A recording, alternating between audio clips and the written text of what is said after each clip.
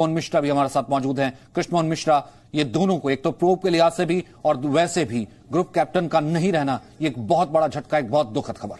सबसे बड़ी बात यह है कि आखिरी सर्वाइवर थे उस हेलीकॉप्टर दुर्घटना के बाद। आखिरी शख्स जो अभी तक मौत से जूझ रहे थे वो ग्रुप कैप्टन वरुण सिंह थे।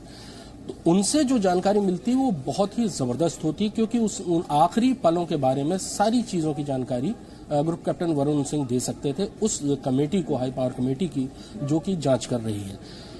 ग्रुप कैप्टन वरुण सिंह खुद भी पायलट थे और इसलिए उनकी जो भी इनपुट होता, जो भी उनकी जानकारी होती, वो बहुत ही ज्यादा काम की होती है।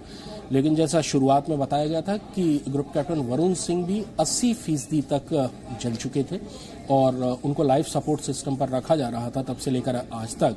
और ये उम्मीद थी कि शायद वो रिकवर कर जाएं, क्योंकि अब 7 दिन तक उनकी सांसें चलती रही थी, लेकिन ऐसा हो नहीं पाया और ग्रुप कैप्टन वरुण सिंह भी चले गए। उस हेलीकॉप्टर, उस बदकिस्मत हेलीकॉप्टर दुर्घटना में अब तक 14वां जो शख्स था वो भी जाता रहा और इसी के साथ जो उस प्रोब से एक इकलौता चश्मदीद गवाह मिल सकता था, उस जांच में जो इकलौता चश्मदीद गवाह मिल सकता था, जो कि खुद भारतीय वायुसेना से थे, क्यों इसलिए उनके पास बहुत अच्छी इंफॉर्मेशन होती, आखिरी वक्त में क्या हुआ था, हेलीकॉप्टर के साथ क्या हुआ, क्यों दुर्घटनाग्रस्त हुआ, बहुत ही कीमती जानकारी होती। लेकिन अब ये जानकारी नहीं मिल पाएगी, ग्रुप कैप्टन वरुण सिंह नहीं रहे। सचिन, यानी कि कुल मिलाकर के हम उस दिन भी बात कर रहे थे मनीष, जो खबरें आ रही थी कि बर्न इंजरीज, यानी कि वो बहुत ज्यादा, उनकी इंजरीज काफी ज्यादा थी, बर्न इंजरीज, यानी वो बहुत ज्यादा जल चुके थे, फिर भी कोशिश की जा रही थी कि वो किस तरीके से सर्वाइव कर पाए। पूरा मेडिकल सिस्टम लगा हुआ था वहां पर, लेकिन क्योंकि बर्न इंजरीज ज्यादा थी, आज शायद इंडियन एयरफोर्स ने भी यही ट्वीट करके कहा कि वो इस कारण से जो है आज हमारे बीच नहीं रहे हैं।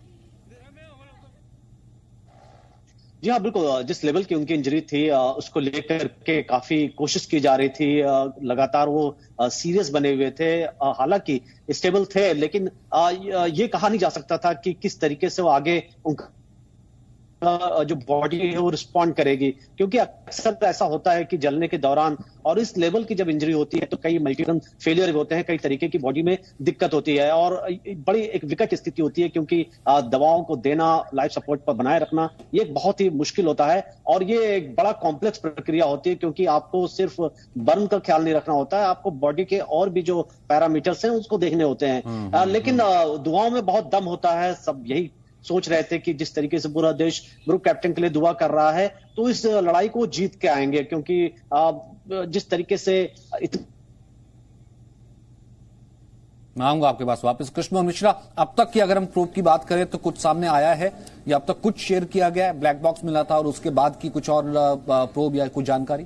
किसी भी किस्म की कोई जानकारी अब तक नहीं शेयर की गई है और ये समझा भी जा सकता है कि इस जांच की गंभीरता, इसको इतने बड़े लेवल पर इसकी जांच की जा रही है। एक lieutenant general air marshal rank के ऑफिसर इसकी जांच कर रहे हैं और बाकी जो इसका कंपोजिशन है, इस जांच कमेटी में जो बाकी लोग हैं वो डीआरडीओ और दूसरे महकमों से जुड़े हुए हैं, उसमें वायुसेना के भी लोग हैं, सेना के भी लोग हैं, डीआरडीओ और दूसरी एजेंसियों के भी लोग हैं।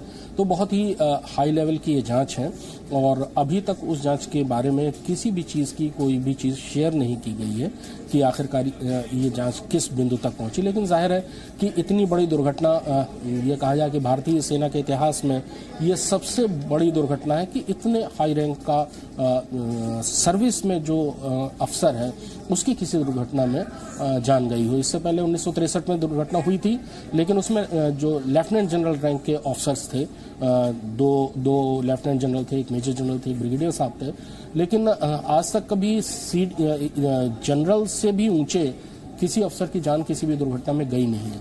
तो ये बहुत ही बड़ी जांच है, बहुत ही अलग अलग लेवल पर की जाएगी। जो सूत्रों ने बताया कि इसमें ब्लैक बॉक्स को डिकोड करने के लिए सोवियत जो रशियंस लोग हैं उनकी मदद ली जाएगी।